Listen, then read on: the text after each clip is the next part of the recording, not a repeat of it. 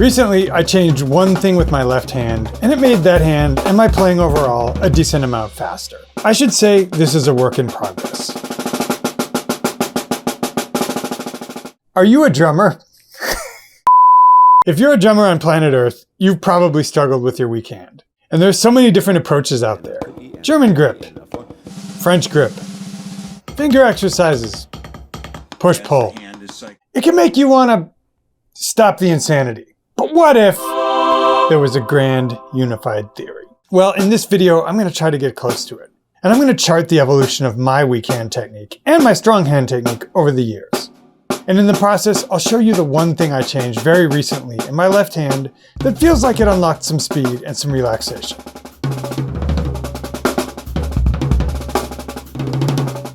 Oh, I'm Nate, and people call me the 80/20 drummer, for some reason. And on this channel, we explore the more intellectual side of the drums. And today on the channel, the one thing I changed in my left hand to unlock some speed and lead to more relaxation.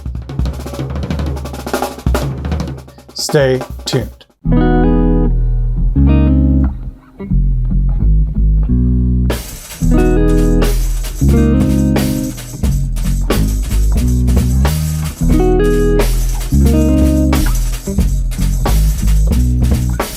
And folks, if you're following along at home, we're going to have a lot of different concepts and even some exercises, and you might be tempted to take notes or transcribe. I'm here to tell you, you do not have to do that. We've prepared a study guide for you, and it's available for download at the link below the player for free. Just tell us where to send it. Now, on with the lesson. So for the don't clickbait me bro people, here's the hack. I moved the stick in my left hand so it's pressing right up against the joint between the middle finger and the hand. Loosened my fulcrum and allowed my hand to assume a more neutral position, instead of being rotated in a very German fashion. This is much closer to what I realized I was doing with my right hand, which is very different from what I would have been doing a year ago, for instance. So that's the outcome. And if you stick around, I'll show you some specific exercises I'll recommend to affect that change, and the mental cue that helps me access this almost immediately when I'm improvising.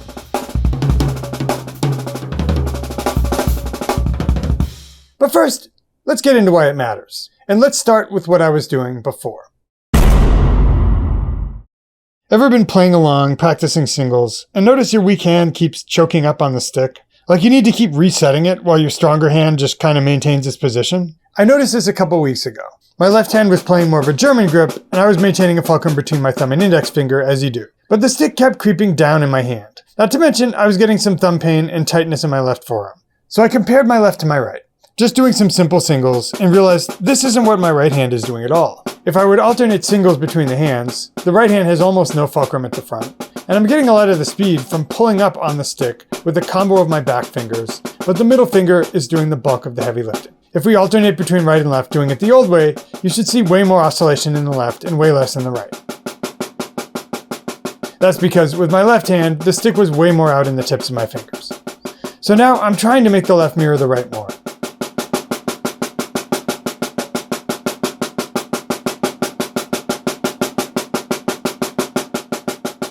But hang on, why did I start playing this way with the right hand? For that, we need to back up. Way up. When I first learned a system for how to play, it was this. Firm fulcrum between the thumb and index finger, stick rotating at that axis only, and full strokes from side on by internally rotating the wrist. This immediately introduces an issue.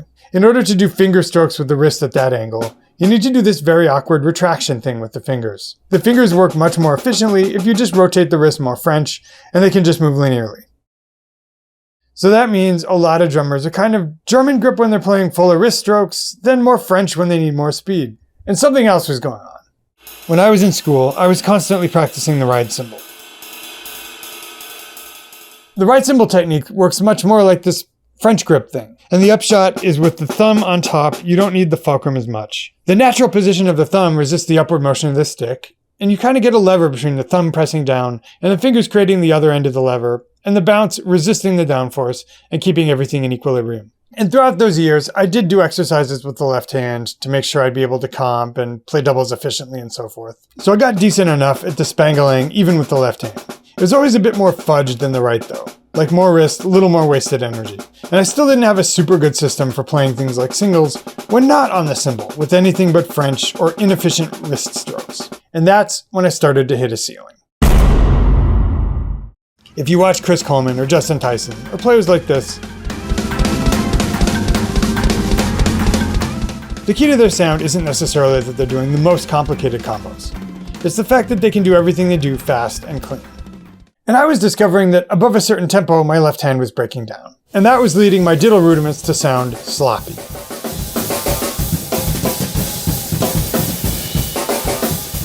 I needed a new approach. I watched people like Thomas Pridgeon, and their hands looked simple.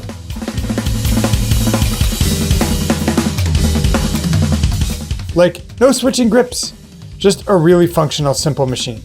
What was missing from my approach? It was then that someone who's very good at explaining this entered my life. The guy I like to call the John Danaher of drum hand technique, yes. Gordy Knudsen. And just simply defined by, if the pivot point of the stick is the fulcrum, and you've got a load on the back and a load from the rebound coming right. So when I'm doing a double stroke roll,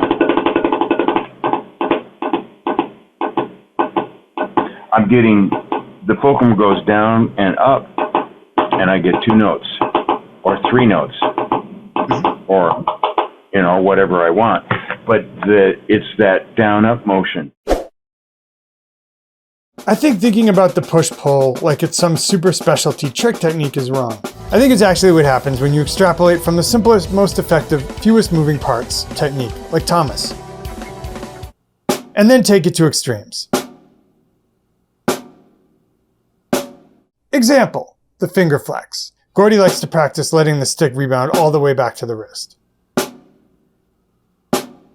I even jumped off of this and now ask some of my students to practice just holding the stick in this extreme position, with the middle finger resisting it. Then you move the middle finger in the most natural plane, and the stick rebounds straight and true with maximum efficiency. Most of the energy coming from the fingers, barely any from the wrist. 2 reasons this is important. First, conventional hand practice emphasizes the fingers only over small ranges of motion. For big motions, you've got arm. For smaller ones, you've got wrist. Then for the smallest, you've got fingers. That's directionally correct, but it meant the only way to practice fingers was to practice this type of stuff. But by taking things to extreme ranges of motion, Gordy codified a way to think about finger leverage. And you can feel that plane of stick travel way more easily at those extreme ranges. Which brings us to the second reason that Gordy's practice of so eloquently putting what a lot of great drummers have done into a system is useful. By unifying the extreme finger flex with the stick position of one Mr. Murray Spivak, who was a big influence on Gordy, we solved the need to play French to use the fingers problem. With more conventional techniques, the sticks either need to be out in the fingers, which required that awkward come-hither motion with the middle finger to do anything other than wrist taps, or rotated French, which meant constantly changing the hand angle depending on what you were doing. But with the Spivak thing and Gordy's approach, we now have a way to hold our hand at a neutral angle and still get really efficient finger strokes. The upshot is now I'm using the front fulcrum less and less with the right hand.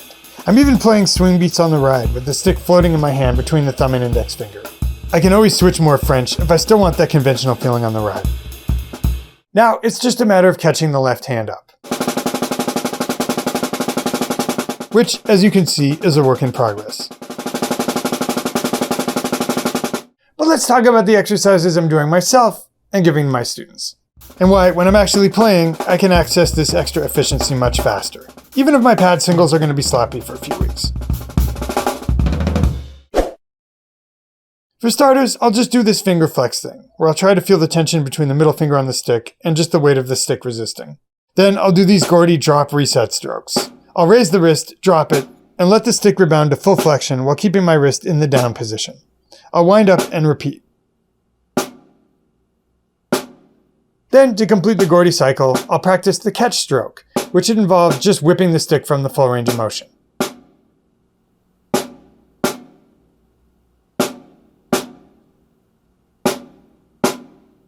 Next, something I just thought of. On the catch of each drop catch, I'll get multiple finger strokes in the same plane.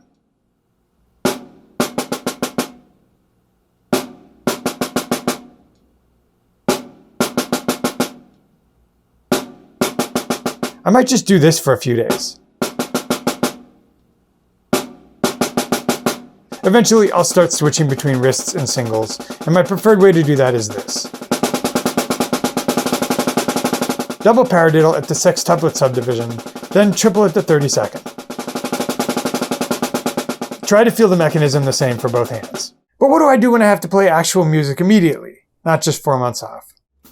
Luckily, the drop full strokes prime the feeling in my hands pretty well. Then, when I'm just playing around the kit, I'll try to keep the memory of that feeling. Sometimes I'll think about feeling the pad of the middle finger against the stick.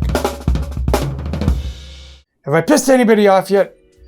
Guys, I expect some of you will have very strong opinions about this. Leave a polite comment below if you do. And one more reminder that if you'd like a free study guide with this that includes transcriptions, just click the link below the player and tell us where to send it to get that for free.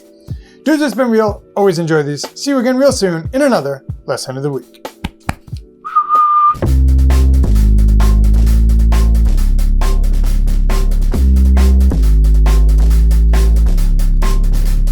Boop chicka boop a bop bop skibbity bop.